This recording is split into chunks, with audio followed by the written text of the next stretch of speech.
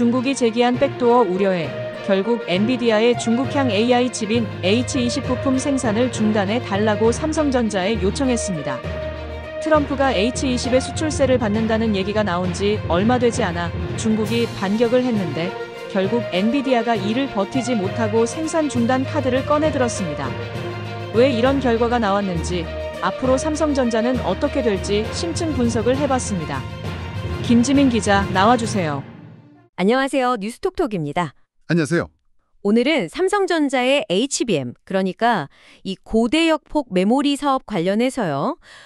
최근 좀 중요한 변곡점이 될 만한 얘기들을 깊이 파고들어 볼까 합니다. 네, 요즘 HBM 얘기가 정말 뜨겁죠? 맞아요. 특히 최근에 삼성이 엔비디아의 차세대 HBM4 샘플 품질 테스트를 통과했다는 상당히 긍정적인 소식이 있었잖아요. 네, 그게 아주 큰 뉴스였죠. 시장 점유율 확대 기대감도 커졌고요. 그렇죠.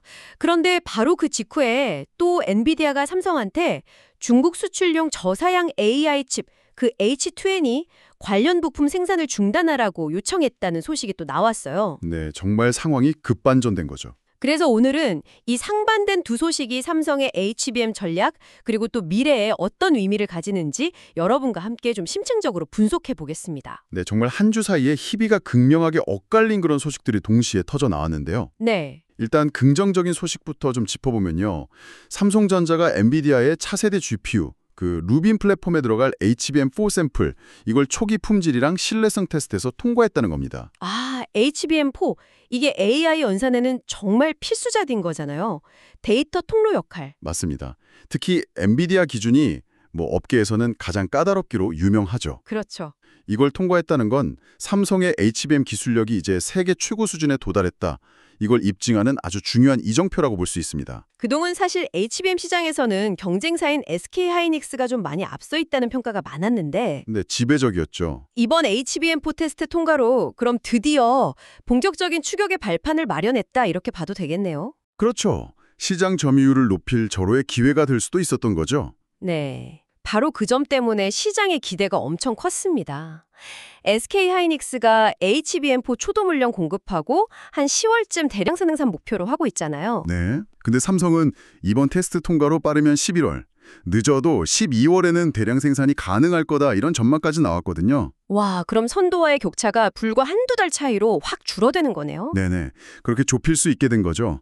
특히나 그 엔비디아가 삼성에게 기존 HBM3E보다는 차세대 HBM4 개발이랑 생산에 좀 더 집중해달라 이렇게 요청했다는 소식까지 더해지면서 아, 그런 얘기까지 있었어요? 네, 그러면서 삼성이 어쩌면 HBM 시장 판도를 바꿀 수도 있겠다 이런 기대감마저 감돌았습니다. 엔비디아가 삼성한테 HBM4 집중을 요청했다. 이건 어떤 배경이 있는 건가요? 단순히 기술력만 보고 그런 건 아닐 것 같은데요. 그게 또 흥미로운 지점인데요. 최근에 HBM 시장을 주도하는 SK하이닉스가 가격 인상을 좀 검토 중이다 이런 보도가 있었어요. 아, 가격 인상. 네, 이런 상황에서 엔비디아 입장에서는 안정적인 공급망 확보도 해야 하고 또 가격 협상력도 유지해야 하니까 공급처 다변화가 좀 절실했을 겁니다. 그렇죠. 한 군데만 의존할 순 없으니까. 맞습니다.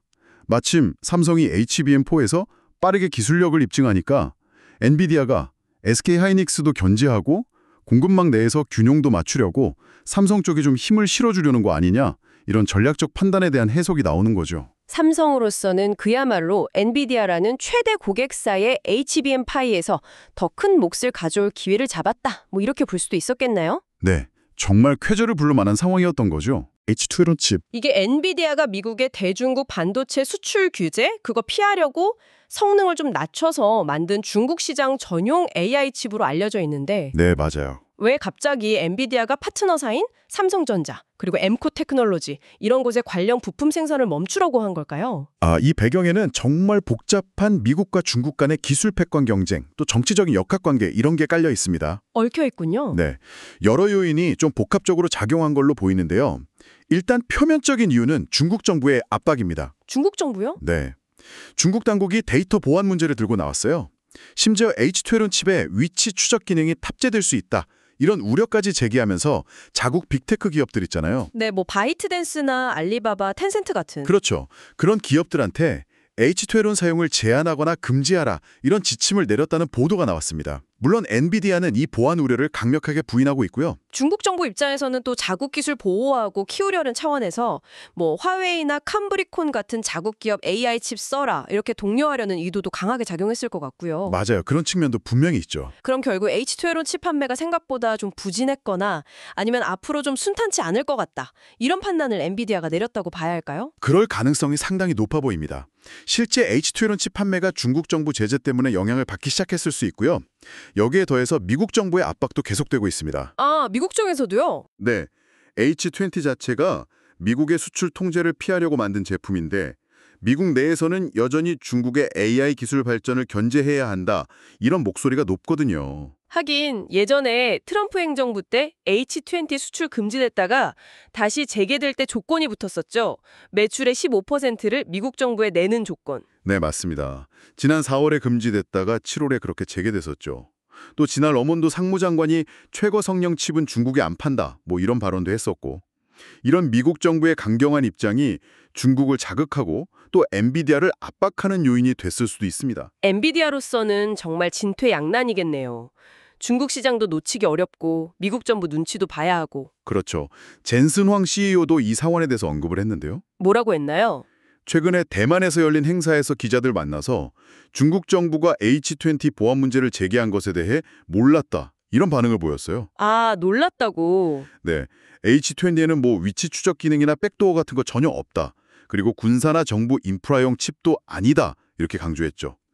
그러면서도 향후 H20 후속 제품의 중국 출시는 이건 전적으로 미국 정부 결정에 달렸다. 이렇게 선을 그었습니다. 확실히 선을 긋는군요. 네, 공식적으로는 시장 상황 변화에 따라 공급망을 유연하게 관리하고 있다. 이런 원론적인 입장을 밝혔고요. 하지만 파트너사한테 생산 중단까지 요청했다는 건 단순한 시장 상황 관리 차원을 넘어선 조치로 볼 여지가 커 보이는데요? 맞아요. 그게 좀 심상치 않은 거죠. 이게 아직 생산에 안 들어간 물량에 대한 건지 아니면 이미 만들고 있거나 만들어진 재고에 대한 건지 그것도 좀 불확실하다는 보도가 있던데요. 네, 블룸버그 통신 같은 외신에서도 그 범위가 아직 명확하지 않다고 지적하고 있습니다. 다만 중요한 점은요, 엔비디아가 과거 트럼프 행정부의 갑작스러운 수출 금지 조치 때문에 아, 그때 손실이 컸죠. 네, 약 55억 달러, 우리 돈으로 7조 원 넘는 규모의 칩 재고를 그냥 상각 처리해야 했던 정말 뼈아픈 경험이 있습니다. 7조 원? 엄청나네요. 그렇죠. 이번 H20 생산 중단 요청은 그런 막대한 손실을 다시 겪지 않으려고 선제적으로 위험 관리하는 조치일 가능성이 높아 보입니다. 엔비디아 내부적으로 H20 사업의 지속 가능성에 대해서 좀 심각한 우려가 제기됐다. 이걸 시사하는 대목이죠. 결국 삼성전자의 입장에서는 HBM4 테스트 통과라는 큰 호재를 맞아서 막 도약하려던 순간에 전혀 예상 못한 H20 문제로 발목이 잡힐 수도 있는 참 복잡한 상황에 놓인 거군요. 네, 정말 그렇습니다. 이 두 가지 상반된 신호를 삼성전자 입장에서 종합적으로 어떻게 봐야 할까요? 이게 기회 요인이랑 위협 요인이 그냥 동시에 작용하는 것 같아요. 정확히 그렇습니다. 삼성에게는 이게 분명히 양날의 검 같은 상황이에요. 긍정적인 측면, 그러니까 HBM4의 기회 요인은 여전히 유효하고 또 중요합니다. 네. 엔비디아의 차세대 핵심 칩에 들어갈 메모리 테스트를 통과했다는 건 단순한 기술력 입증을 넘어서요.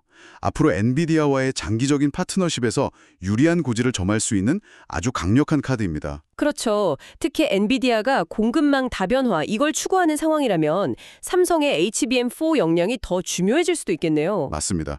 파이를 키울 기회는 분명히 존재합니다. 그때 했던 후공정이나 패키징 관련 사업 계획에도 차질이 생길 텐데요. 네, 그 단기적인 생산 차질과 불확실성 증가는 피할 수 없는 부정적인 측면이죠.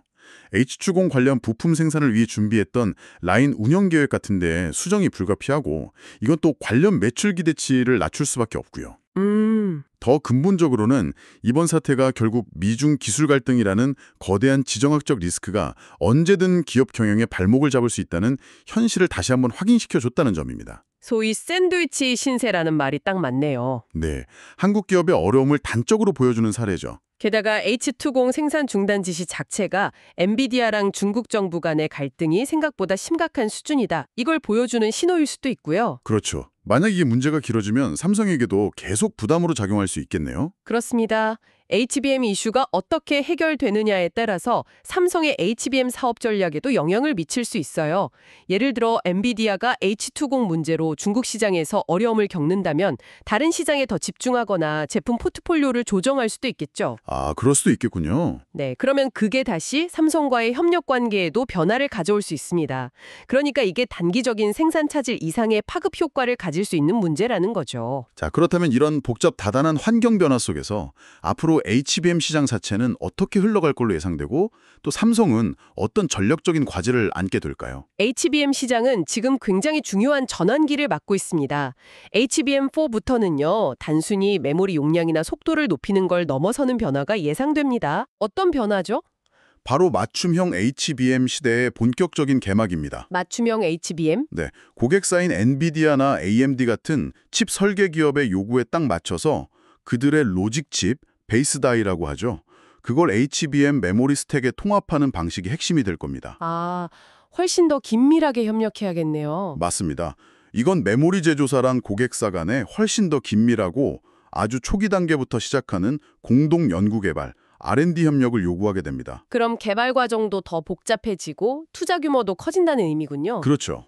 그렇게 되면 아무하고나 파트너십을 맺기보다는 정말 소수의 핵심 파트너랑 더 깊은 관계를 맺는 방식으로 가지 않을까요? 정확합니다. 개발 리스크랑 비용이 증가하면서 엔비디아 같은 대형 고객사들은 기술력은 물론이고 장기적인 신뢰관계 또 안정적인 공급 능력을 갖춘 소수의 핵심 파트너와 협력을 더 심화할 가능성이 높습니다. 소수 정예로 가는군요. 네, 최근에 마이크론의 고위 임원이 최종 HBM 공급사가 현재 3곳, 그러니까 SK 하이닉스, 삼성, 마이크론에서 결국 한두 곳으로 좁혀질 수 있다. 이렇게 발언한 것도 이런 맥락에서 나온 이야기일 수 있습니다. 와, 한두 곳으로요? 그럼 생존 경쟁이 훨씬 더 치열해지겠네요. 네, 그런 신호로 볼 수 있죠. 현재 시장 점유율이 대략 SK 하이닉스가 60% 이상으로 압도적이고 마이크론이 한 20% 초반, 삼성이 10% 후반대에 이렇게 알려져 있는데 그 구도가 완전히 재편될 수도 있다는 거군요. 네, 그럴 가능성이 충분히 있습니다. 게다가 그동안 공급 부족 했는데 그것도 점차 완화될 거라는 전망도 있던데요. 네, 그런 전망이 나오고 있습니다.